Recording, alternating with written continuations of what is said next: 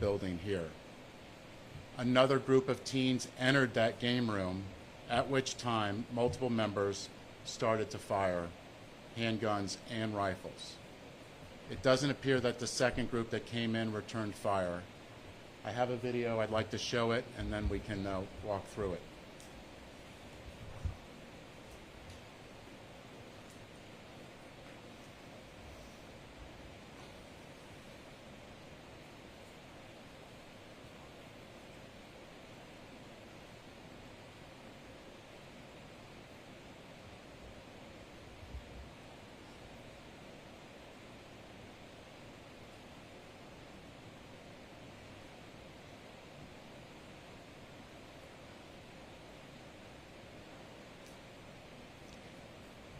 You're going to see the game room in the video, and you're going to see the groups of kids, and you're going to see the gunfire actually occurring once they get it up and running.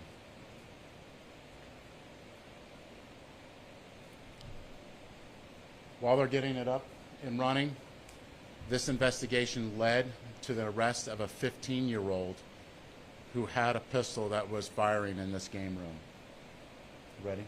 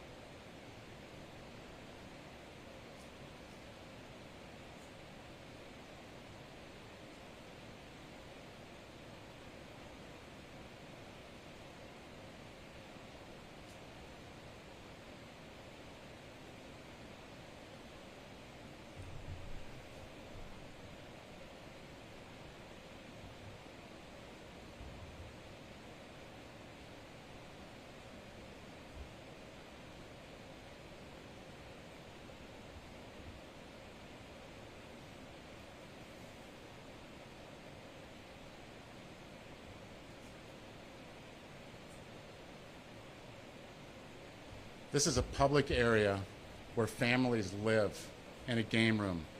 So not toys, you can see right there. 2 were injured. Fortunately, no one else was hit. There's families and children in this area. This is adults, children acting like adults recklessly. So as I said before, this investigation led to detectives identifying the 15-year-old with the pistol and making the arrest on June 17th, 48 hours after this occurred. DeAndre Smith, 15 years old, he was charged with 2 counts of aggravated battery with a deadly weapon, shooting within a building, minor in possession of a firearm, and violation of probation. So I've asked State Attorney Susie Lopez, who we have a great partnership, to come in and also speak. Thank you, Chief. I want to begin first by thanking Chief Burkhaw and his team for their dedicated work in this investigation. Unfortunately, this is not the first time in 2023 that we have seen a terrifying video like this one. It wasn't even that long ago that I stood before many of you talking about a teenager who shot at a group of other teenagers in Curtis Hickson Waterfront Park on the night of New Year's Day of this year.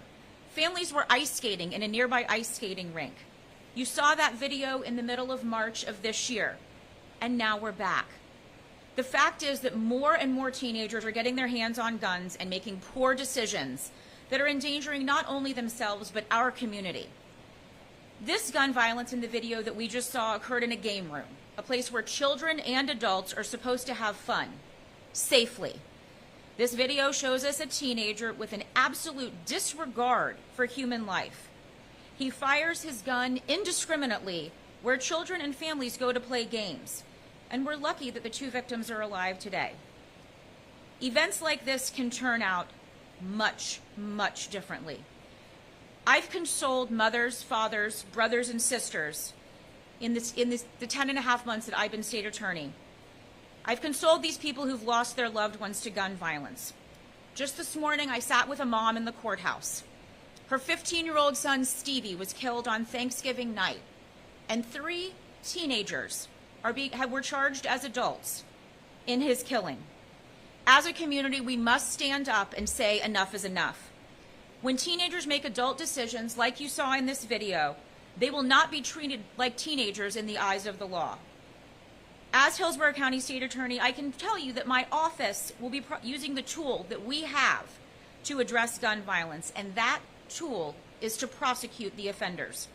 We will hold anyone, regardless of age, accountable for committing senseless acts of violence like you saw in this video. My office has a newly revamped, dedicated gun violence unit that targets prolific, repeat offenders. Every week, my team and I meet with law enforcement, the Hillsborough County Sheriff's Office, as well as the Tampa Police Department, to share information about our prolific offenders in an attempt to proactively address their behavior. I can't talk about specifics regarding this case, but I can tell you that age does not matter. If you have a gun and make a reckless decision to shoot at another person, you will not get a free pass in Hillsborough County based on your age. As we do in all cases like this, when moving forward, we will begin by talking to witnesses and reviewing the evidence. We will review the police report and make a final filing decision based on the unique facts of this case. We have an incredible law enforcement community here in Hillsborough County. They're dedicated to keeping our neighborhoods safe, and we thank all of our law enforcement partners for doing what they do. In Hillsborough County, we also have other partners. We have community partners from schools to religious organizations and mentorship programs who take active roles in providing positive outlets for teens, especially during these summer months when teens are not in school. We must all work together hand in hand to educate these teens about making smart, healthy choices so they don't end up in a courtroom or behind bars. Kids with guns making reckless decisions are a plague on our community, and they will be held accountable. Kids need mentors, education, summer jobs, a safe place to call home, and family support. Kids do not need guns. Thank you. What the state attorney said is exactly what the police department feels as well, is any juvenile with a gun using it and shooting it is not getting a free pass. In less than 48 hours after this occurred, this juvenile was charged with serious crimes, potentially facing being charged as an adult. As the state attorney said, there's a plethora of programs out there. We've increased our PAL, our Police Athletic League. We have a stay-and-play summer program. The programs are out there, so what can you do? Secure your weapons. Where are we seeing weapons being taken? Out of cars still. Just so far, year to date, with cars weapons being taken out of cars, it's nearly 100 firearms that have been taken. On top of that, we have a project called Locked and Unloaded, free firearm locks that you can get at any one of our district offices. If you have a firearm in your house and it's not secured and not locked, then go to one of our police districts and get yourself a free lock that'll secure your firearm. We cannot let them get in the hands of juveniles. And any juvenile that sees somebody with a gun, they need to call us and let us know and not associate with them. So any questions? Chief, take me through the connection with these teenagers, because you said they did not live at this apartment complex. Did any of them say, first off, why they were there in the first place in the game room? Secondly, what is the connection with all of these young men? Because are they under the age of 18, all of them? There's going through some of those we don't have ID'd, so that's also where we can use help. If anybody recognizes anybody in there and knows details, to provide us that. You can do it anonymously through Crime Stoppers or give us a call directly. That's what we're trying to do, is put all the pieces together. We do know that some kids lived in neighboring buildings under the same development, and some lived outside that area. What's the connection, do you know? Right now, Was it a rival? we're working through that right now to figure out all those pieces. They knew when the people were walking in that they were coming, or did they literally just whoever was going to open the door, they were going to get fired? Again, we're working through that, but when you see it in the video, it looks like they knew. You're expecting more charges and more arrests? Yes, we are. Do we know if this 15-year-old will be charged as an adult? We will be reviewing all of the reports, speaking with all the witnesses, reviewing the evidence, and make a decision after we have gone through all of that. Thank you. Ms. Lopez, Yes, sir. I'm serious, ma'am. You had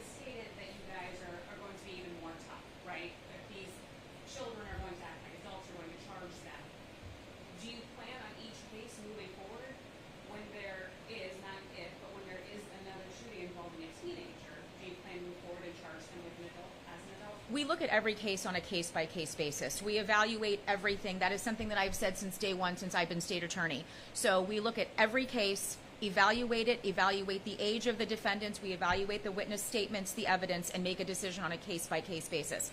We have an excellent juvenile division, which is where a case like this with a 15-year-old may likely start out, and we all work in conjunction with one another in making those decisions, whether to direct file to adult court.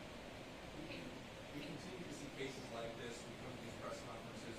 What do you think it's ultimately going to take to stop these teams shooting each other? This continues day after day.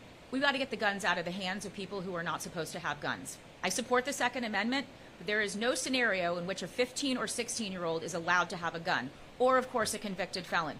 The chief touched on something that is very important, and this right here is very important.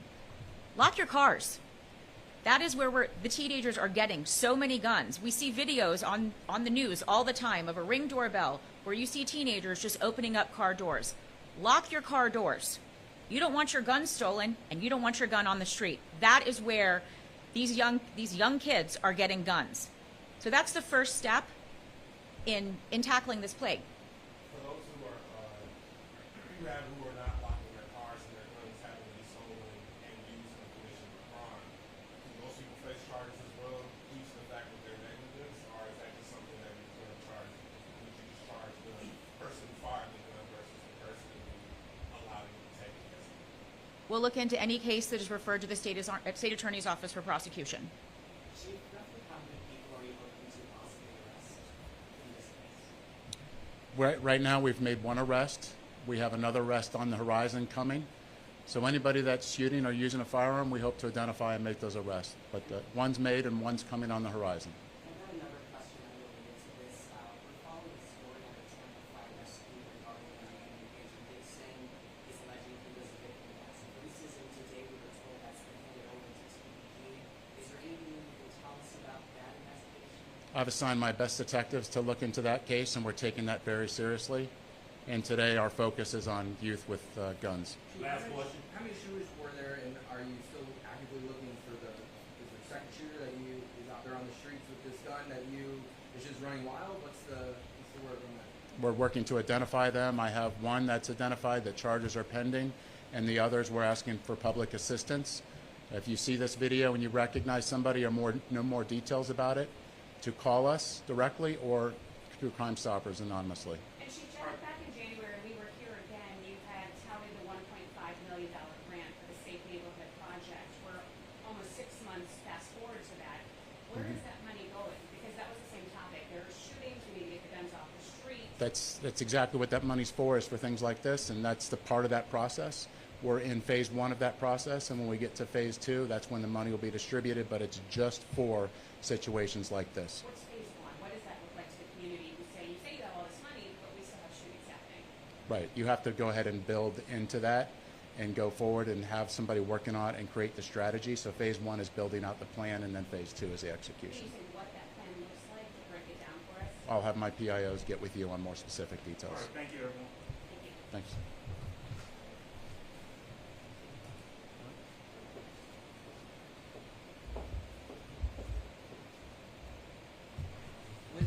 Which person in the video is the one that's arrested? The one in the blue hoodie, or because there's two that we see